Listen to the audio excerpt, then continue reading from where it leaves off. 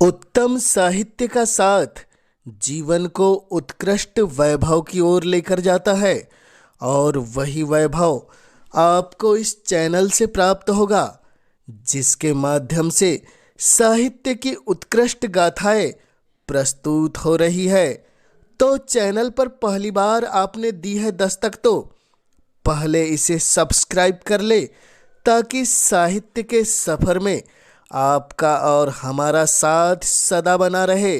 साहित्य के इस अद्भुत सफ़र में आज जो प्रस्तुत हो रही है वह कहानी है।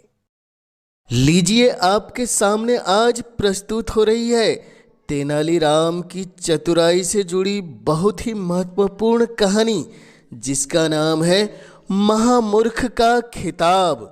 महाराज कृष्णदेव राय होली का उत्सव बड़ी ही धूमधाम से मनाया करते थे। होली के दिन मनोविनोद के अनेक कार्यक्रम विजयनगर में संपन्न होते थे। प्रत्येक कार्यक्रम के सफल कलाकार को पुरस्कार देने की व्यवस्था होती थी। सबसे बड़ा तथा सबसे मूल्यवान पुरस्कार महामूर्ख की उपाधि पाने वाले को दिया जाता था। सभी दरबारी इस फिराक में रहते थे कि महामूर्ख का खिताब और पुरस्कार उसे ही मिले। इसी प्रयास में वे अजीबो गरीब हरकतें करते थे, जिससे महाराज सहित सभी दरबारियों का मनोरंजन होता था। मगर हर बार तेनालीराम ही बाजी मार ले जाता था।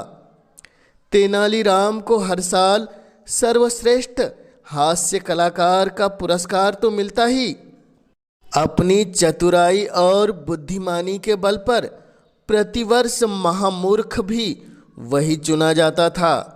इस तरह तेनालीराम हर साल दो दो पुरस्कार अकेला हथिया लेता था। इसी कारण अन्य दरबारी हर साल हाथ मलते रह जाते थे। हर साल तेनाली से द्वेष रखने वाले सभी दरबारियों ने निर्णय कर लिया कि इस बार होली के उत्सव पर तेनालीराम का पत्ता ही साफ कर दिया जाए। उसके लिए उन्होंने एक तरकीब खोज निकाली। उन्होंने तेनालीराम के घरेलू नौकर को पढ़ा सिखाकर उसके द्वारा तेनालीराम को छककर भांग पिलवा दी। अतः होली के दिन तेनालीराम भांग की तरंग में घर पर ही पड़ा रहा। दोपहर बाद जब तेनालीराम को कुछ होश आया तो वह घबरा गया और इसी घबराहट में भागता भागता दरबार में पहुंचा। जब दरबार में पहुंचा तब तक उत्सव के आधे से अधिक कार्यक्रम संपन्न हो चुके थे। महाराज कृष्णदेव राय उसे देखते ही डपट कर बोले, अरे मूर्ख, आज के दिन भांग छान कर सो गए थे क्या? महाराज ने तेनालीराम को मूर्ख कहा तो सारे दरबारी प्रसन्न हो उठे। उन्होंने भी महाराज की हाँ में हाँ मिलाई और बोले, महाराज, आपने बिल्कुल सत्य कहा। तेनालीराम जी मूर्ख ही नहीं बल्कि महामूर्ख है। क्या यह समय है दरबार में उपस्थित होने का? महाराज समझ गए कि सभी दरबारी तेनालीराम के दरबार में देर से आने के कारण बेहद खुश है। संभवतः इन्होंने ही चाल चली है।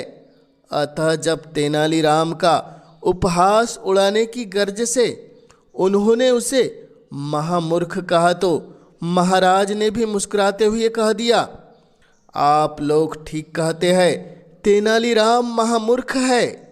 महाराज जानते थे कि तेनालीराम को अवसर का खूब लाभ उठाना आता है। दरबारियों की मनसा तो तेनालीराम को अपमानित करना था, मगर वे नहीं जानते थे कि उसका अपमान करने के चक्कर में वे अपना ही नुकसान कर रहे हैं। मैं महामूर्ख हूँ? तेनालीराम ने सभी दरबारियों की ओर देखकर पूछा। हाँ, मैं महामूर्ख हूँ। हाँ भाई हाँ, आप सबका यही निर्णय है? हाँ, आज तक तुम्हारे तुक्के तीर बनकर चलते रहे हैं। वास्तव में तो तुम मूर्ख हो।